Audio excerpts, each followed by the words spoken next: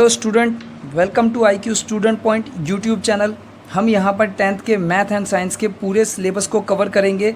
Syllabus को ख़त्म करने के बाद हम important question answers, sample paper भी सॉल्व करेंगे और सभी स्टूडेंट्स के लिए मैं डाउट सेशन भी लाऊंगा, जिसमें मैं सभी स्टूडेंट्स के डाउट्स को क्लियर करूँगा अगर उन्हें कोई डाउट्स हैं। सो इस चैनल से जुड़ने के लिए आप इस चैनल को सब्सक्राइब कर लो और बेल आइकन प्रेस कर लो, जिससे कि मैं जो आगे वीडियोस बनाऊंगा और क्लासेस अपलोड करूंगा तो आप तक नोटिफिकेशन पहुंच जाए। सो ये आज की हमारी फर्स्ट क्लास है एंड इस क्लास में हम 10th के साइंस के सिलेबस को डिस्कस करेंगे। एग्ज़ाम में कौन सा चैप्टर कितने मार्क्स का आएगा और उनकी क्या वेटेज है। देन हम फर्स्ट चैप्टर को आज से ही स्टार्ट करेंगे और बेसिक इंट्रोडक्शन हम first chapter chemical reaction and it's equation, रासायनिक अभिक्रिया एवं उसके समीकरण के बारे में थोड़ा बहुत पढ़ेंगे। सो स्टार्ट करने से पहले आप सभी अपने पेन कॉपी को लेकर के बैठ जाएं और इम्पॉर्टेंट पॉइंट्सों को नोट कर लें और सिलेबस को भी नोट कर लें, जिससे कि आप आगे की प्लानिंग अपने सिलेबस के अकॉर्डिंग कर पाएँ। Okay, so let's start. तो सबसे पहले हम बात करते हैं जनरल इंस्ट्रक्शन। यहाँ ये पूरे इंस्ट्रक्शन, पूरा सिलेबस इंग्लिश में है, मैं आपको हिंदी में भी ट्रांसलेट करके बताऊंगा। ओके, तो फर्स्ट पॉइंट ये कह रहा है कि there will be annual examination based on the entire syllabus. जो हमारा एनुअल एग्जामिनेशन होगा वो पूरे सिलेबस पे होगा, मीन्स किसी भी चैप्टर को छोड़ा नहीं जाएगा। जैसे कि अभी कोविड-19 यानी कि कोरोना वायरस की वजह से बच्चों के सिलेबस डिले भी अगर हो रहे हैं तो उन्हें कवर किया जाएगा, लेकिन किसी चैप्टर को स्किप नहीं किया जाएगा। लाइक SST या अदर सब्जेक्ट्स में एक आध चैप्टर सिलेबस में स्किप कर देते हैं या छोड़ देते हैं या ऑप्शनल में होता है। सो ऐसा यहाँ पर नहीं होगा साइंस में। बट यहाँ पर गुड न्यूज़ ये है कि 80 मार्क्स के पेपर होंगे एंड 20 मार्क्स का आपका इंटरनल असेसमेंट होगा। इंटरनल असेसमेंट से मीन है कि आपके इंटरनली जो एक्टिविटीज़ होती है करिकुलम्स, उनमें से आपको 20 मार्क्स मिल जाएगा। मीन्स 20 मार्क्स आपके नॉर्मली जो आप वर्क करते हो स्कूल्स में अटेंडेंस होता है, इन सब के बिहाफ पे मिल जाएगा। तो हम एक बार जानते हैं कि ये 20 मार्क्स हमें कैसे मिलेंगे। 5 नंबर जो है वो पीरियोडिक टेस्ट के बिहाफ में मिल जाएगा। जो आपके स्कूल्स में यूनिट टेस्ट वगैरह वीकली होते हैं, इन टेस्टों के बिहाफ पे आपको 5 मार्क्स मिल जाएंगे। और 5 मार्क्स जो है वो आपको class dynamic, curriculum transaction, short test, oral test, quiz, concept, map, project, इन सब के बिहाफ पे 5 नंबर आपको मिलेगा।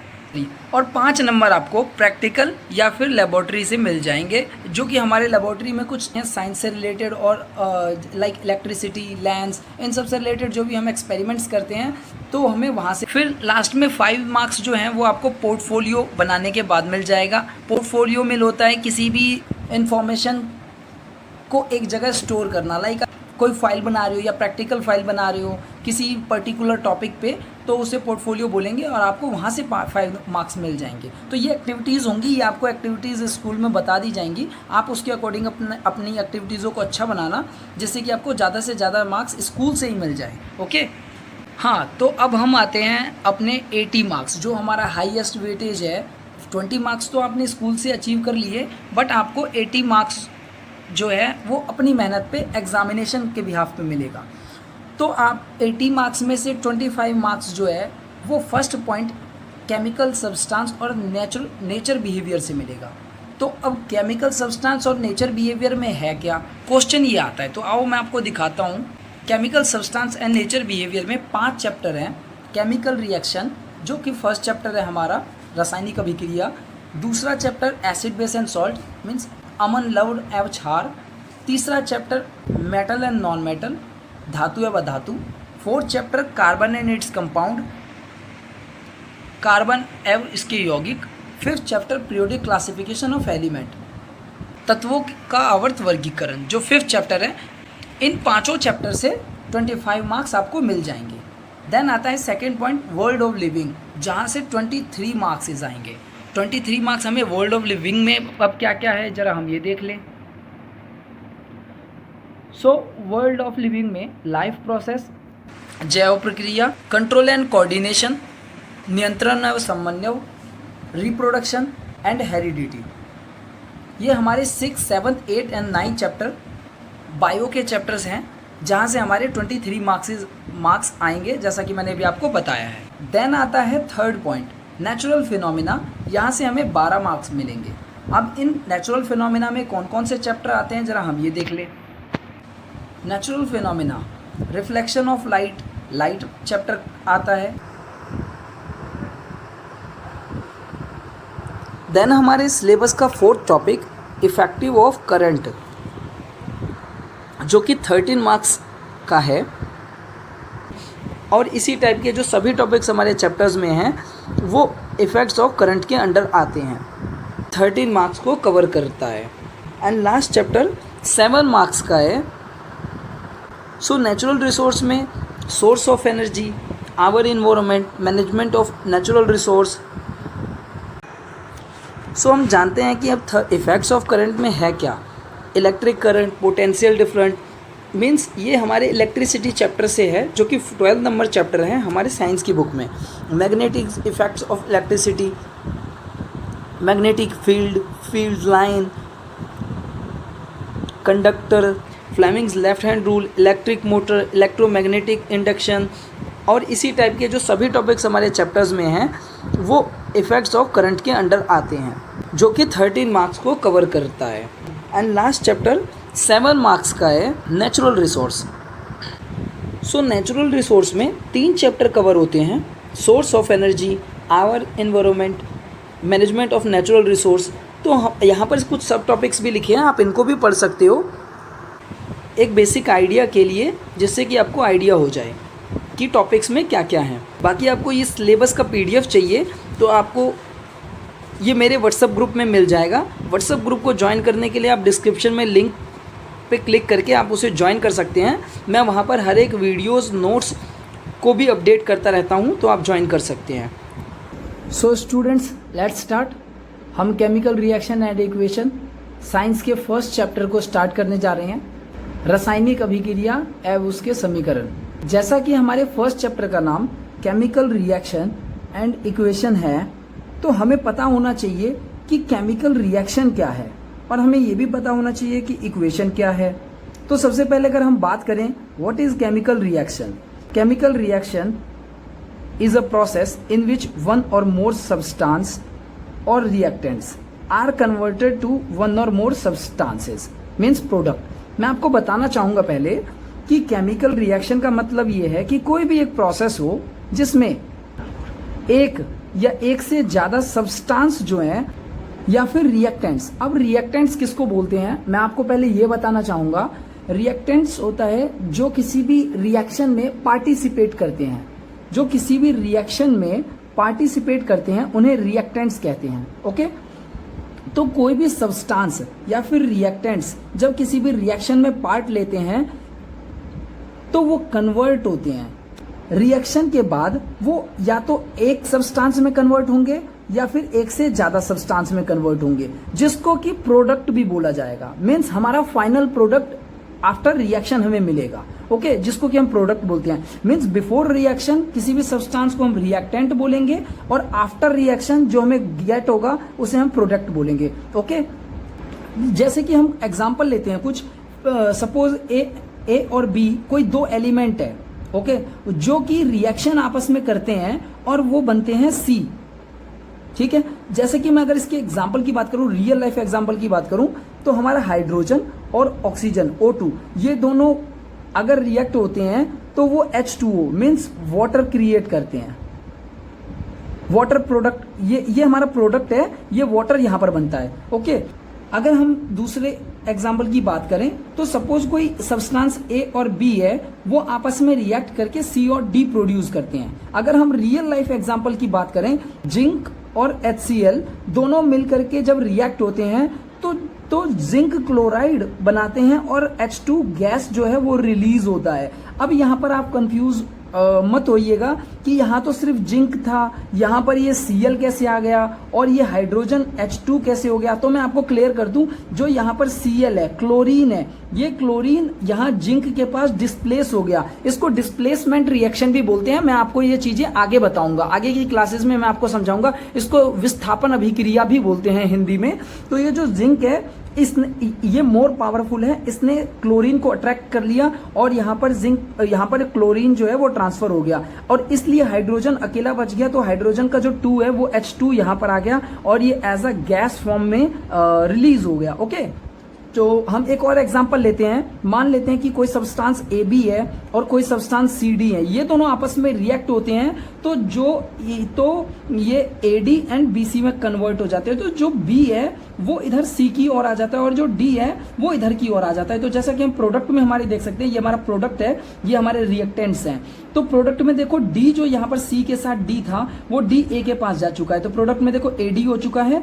और जो C के पास D था तो C के पास यहां से B डिस्प्लेस होकर के यहां आ चुका है, तो ये BC में कन्वर्ट हो गया है। ओके, तो इसकी अगर हम रियल लाइफ में बात करें तो यहां पर AgNO3 है, AgNO3 प्लस NaCl, जब ये आपस में रिएक्शन करते हैं तो जो NO3 है वो डिस्प्लेस होकर के Na के पास चला जाता है और जो Cl है वो डिस्प्लेस होकर के Ag के पास चला जाता है। जैसा कि आप यहाँ पर प्रोडक्ट में देख पा रहे होंगे, यहाँ प्रोडक्ट में Ag के पास Cl आ चुका है और Na के पास NO3 आ चुका है। ओके, इसको डबल डिस्प्लेसमेंट रिएक्शन बोलते हैं, हिंदी में इसको द्विविस्थापन अभिक्रिया बोलते हैं। तो ये हमारा फाइनल प्रोडक्ट है और यहाँ पर ये डबल डिस्प्लेसमेंट यानी कि द्विविस्थापन अभिक्रिया हो गया है। मैं आगे की क्लासेस में आपको हर एक रिएक्शन के डेफिनेशन और उनके एग्जाम्पल के साथ आपको बताऊंगा, तो टेंशन लेने की बात नहीं है कि ये कैसे रिएक्शन हो गए, ये क्या हो गया। आपको भी अगर समझ नहीं आ रहा है तो टेंशन लेने की कोई बात नहीं है। मैं आगे के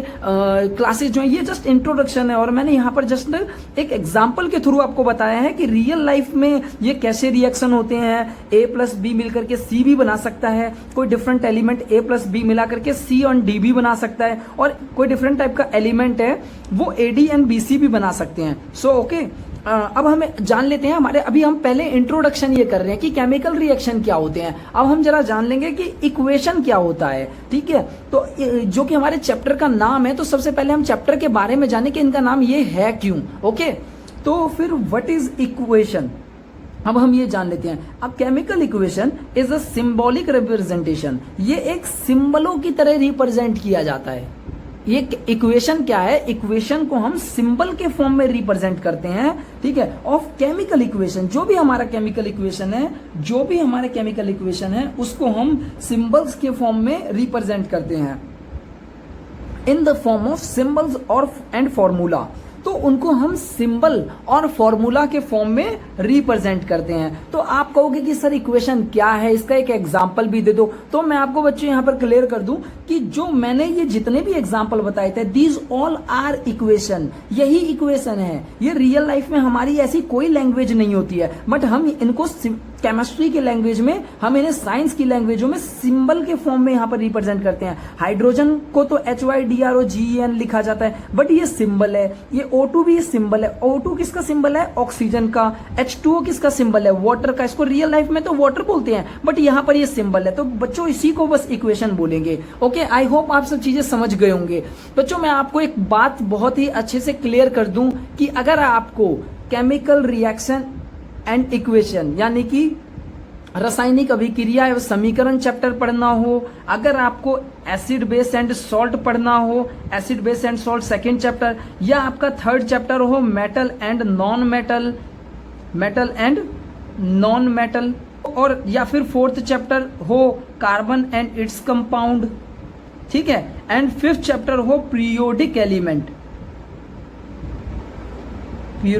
एलिमेंट। ओके, तो मैं आपको क्लियर कर दूं, ये सारे चैप्टर, ये जो फर्स्ट चैप्टर साइंस के, ये पांचों चैप्टर एक उनका बेस है। पांचों चैप्टर का एक बेस है। मैं आपको क्लियर कर दूं कि आपको पीरियोडिक टेबल याद होना चाहिए। पूरा पीरियोडिक टेबल नहीं याद करने की जरूरत है। आपको पीरियोडिक टेबल 10th तक, अप टू 10th तक आपको कम से कम 40 एलिमेंट्स को आपको कम से कम याद रखना है। कम से कम एटम नंबर 40 तक आपको उनके मास, एटम नंबर, सिंबल्स,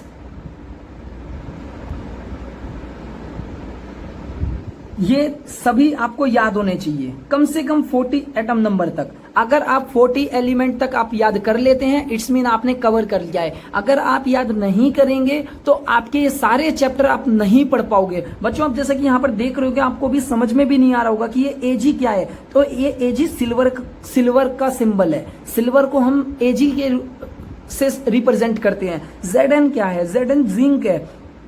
H क्या है? H हाइड्रोजन है। Cl क्या है? क्लोरीन है। Na क्या है? सोडियम है। Cl यहाँ पर क्लोरीन है। यहाँ Ag सिल्वर है। ओके, तो मैं आपको ये बता दूं बच्चों, O2 क्या है? ऑक्सीजन है। तो मैं आपको बता दूं बच्चों, ये सारे सिंबल्स आपको पता होने चाहिए। ये सिंबल्स क्या है, इनके एटम नंबर क्या है, इनका मास क्या है। ओके, तो ये सारे याद करोगे आप, जब भी आप इन चैप्टरों को समझ पाओगे। ये पांचों चैप्टर का बिल्कुल बेस है पीरियोडिक टेबल। आपको पीरियोडिक टेबल याद होना चाहिए। आई होप कि आप अगली क्लास तक इनको याद कर लोगे। आप ज्यादा एक बार में 40 मत करो, आप 10-10 करके 4 दिनों में करो।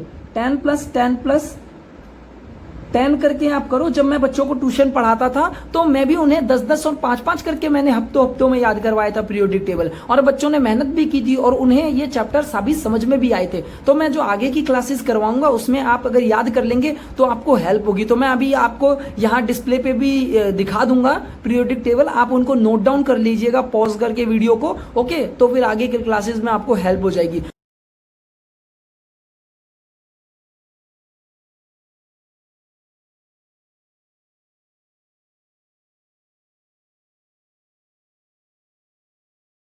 आगे के टॉपिक्स को पढ़ेंगे, केमिकल रिएक्शन क्या होते हैं, हम डिफरेंट डेफिनेशंस को समझेंगे। ओके, सो और हम कुछ हम एक दो हम रिएक्शनों को भी समझेंगे और उनको बैलेंस करना भी सीखेंगे नेक्स्ट आगे की क्लासेस में।